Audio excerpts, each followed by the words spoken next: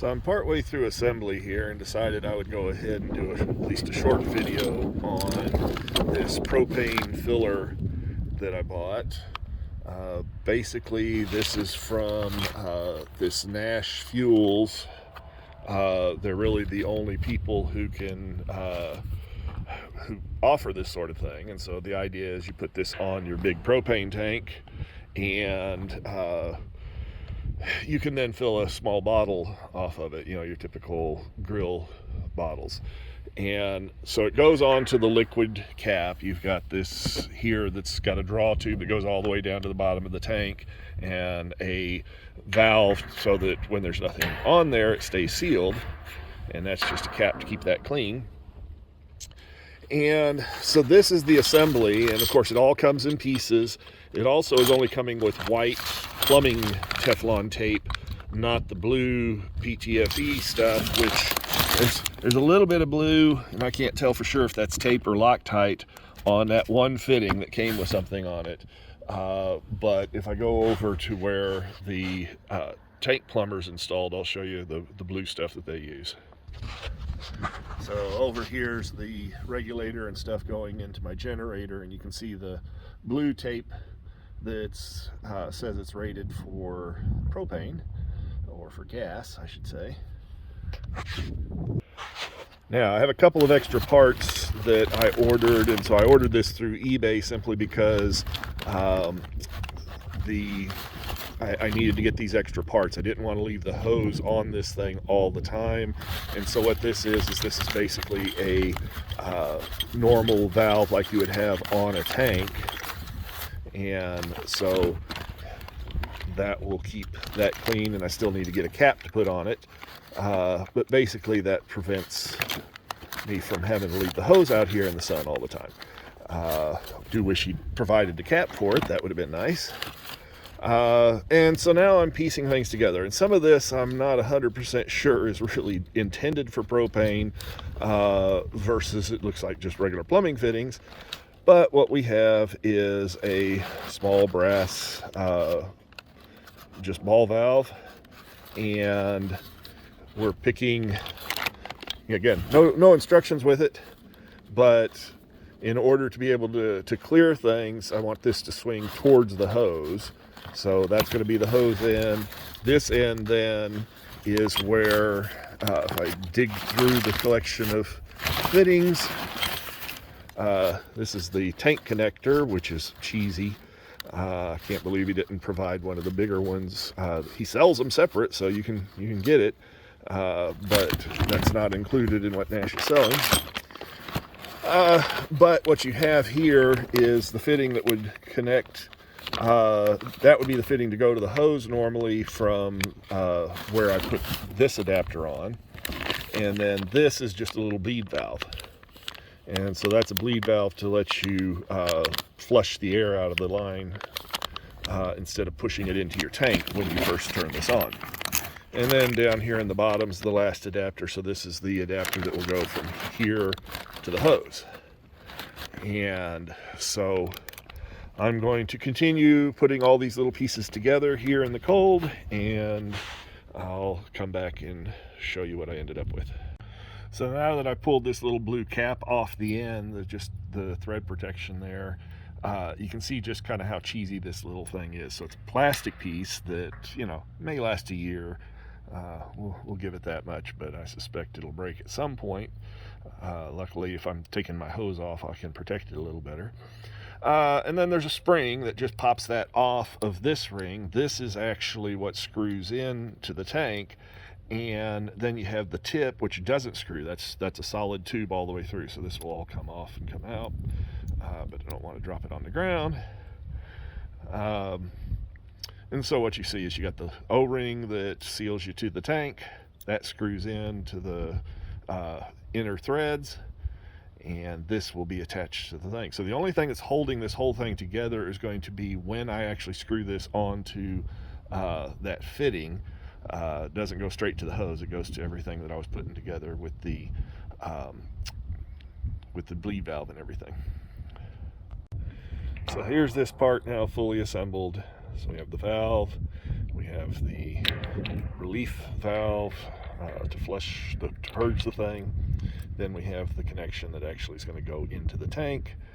And the one thing you'll find is that there is barely enough room to get the flat. I couldn't quite get my crescent wrench in there cleanly to actually get this tight, because that's pretty tight. And of course, don't want to break the plastic, but there you go. So now we're basically ready to install the hose. And all of this, everything from this valve over, is that adapter kit that he sold me. Normally you would just have installed this, and then this would go straight to the hose, and you would leave the hose on there all the time or have to unscrew this fitting.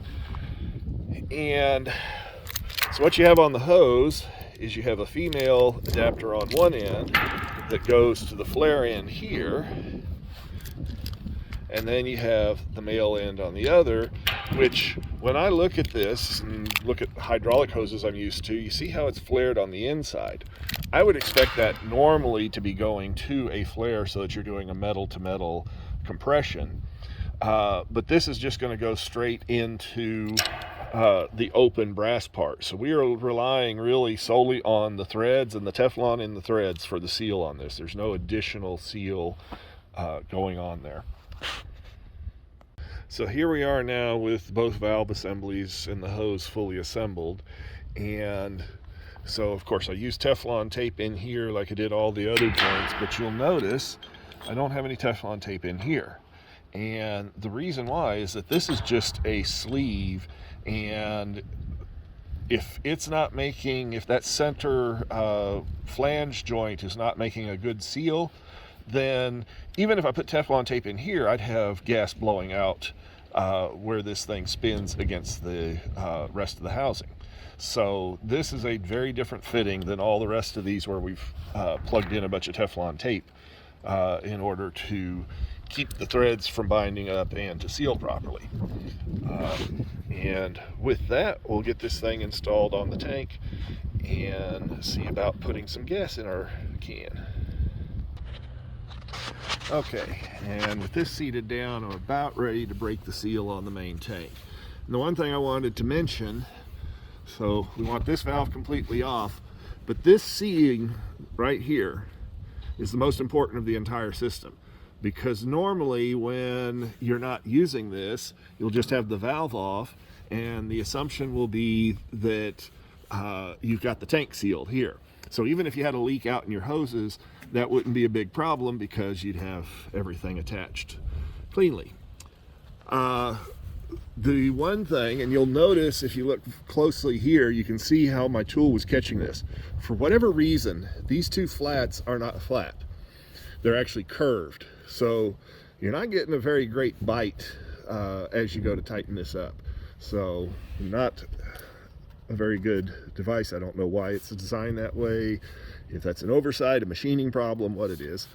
But anyway, so I've got this down and we're slowly pulling it on, and at some point here we'll pull it tight enough, and I probably have to get the tool on it to actually engage the seal. So that's just about seated. And so now I need to get my wrench and tighten it up. I don't want to over tighten and break anything, because that would be a pretty big disaster to have 800 gallons of propane blow out through a failed fitting here. So I currently only have this hand tight because my big crescent wrench isn't quite big enough to grab that. I don't want to use a pipe wrench, so I got to go back over to the shop and grab the really big crescent wrench. Then I just have to be sure I don't over tighten it. The reality is that doesn't matter too much as long as it's cinched down good and just doesn't come loose on you. And you check it all the time, because what's holding the seal here is actually the O-ring that I pushed down in there when we did this. And so with all the valves open and this fully tightened, I turn this on a little bit, boom, we're getting gas coming out of the bottom. And so we're definitely under pressure now. That was a quick flush to get the air out rather than using the little bleeder valve. Now I can go and close this off, hook up my tank, and fill it up. Now I'm not going to fill that tank completely full because I'm only looking, this is my pear burner to burn off some cactus, so I don't want it to be very heavy carrying it around the pasture. But we'll put that on and go from there. So now we're connected, and remember, this is reverse threaded, so you turn counterclockwise to screw that in. That spring plastic thing is a real pain in the neck to get started, so you really have to use both hands. So we got the main valve off, bleeder closed, this is closed, everything's closed. And so now we should be able to come over here and open that up. Sorry, you're not seeing me actually do that. Now we're under pressure in all of this, and of course I'm still smelling a little bit of gas from when I blew the thing the first time, but I'm not hearing any hissing. And of course that just charged this little bit.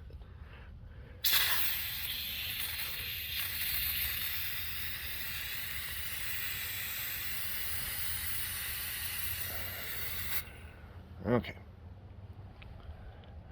so we should be getting some liquid flowing. And we're going to go ahead and open this valve. So for this next step, we need a flathead screwdriver that can reach in to this little fitting. But we're going to start filling first.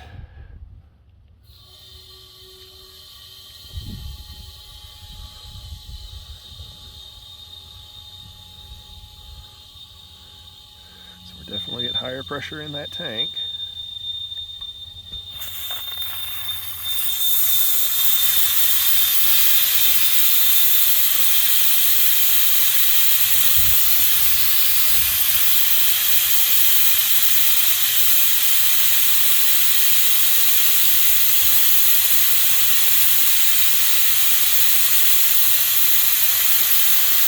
Now this tank really shouldn't have any air in it.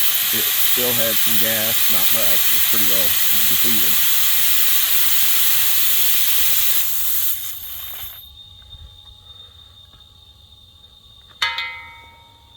I'll probably bleed a little more here.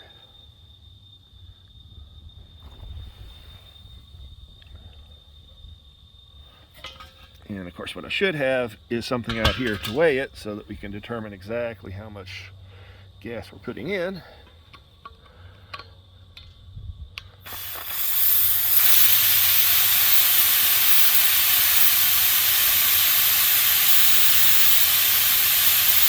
Now what we're up against here is, and this is really partly a function of the temperature in terms of how much pressure is in the big tank here, but basically we don't have a pump, right? We're not running an actual gas dispenser. We're just relying on the overpressure in the big tank to be pushing the gas and the liquid actually out the bottom through the hose and into this tank. But when those pressures equalize, flow stops. And you can hear that we're barely getting any flow. So that opened up, let some more gas out.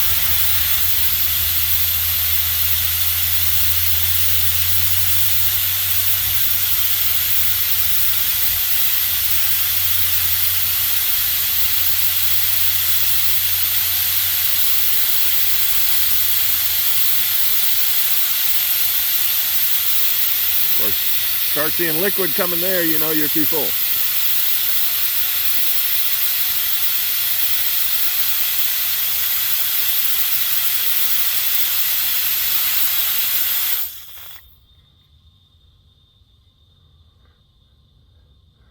You can hear it quit flowing almost immediately after we turn that off.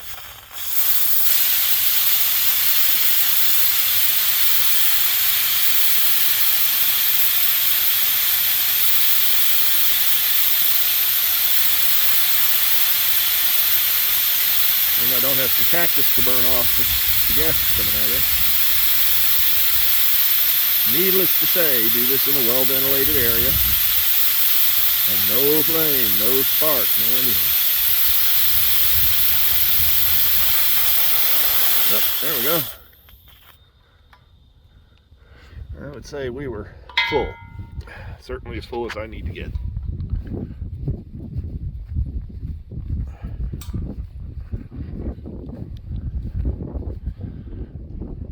So, turn that valve off. Turn this valve off. And come up and turn this valve off. Now, we're still under pressure, so I do need to tighten that enough because it's still twisting on me. But we're still under pressure here through the whole hose. But we've turned it off here, so there's very little gas in there, so I should be able to let that off without freezing my fingers. But you can see that there's liquid gas in this. Right? So that's just this little stretch right here. And I got that much stuff out of it. I'm going to go ahead and release everything that's in the hose.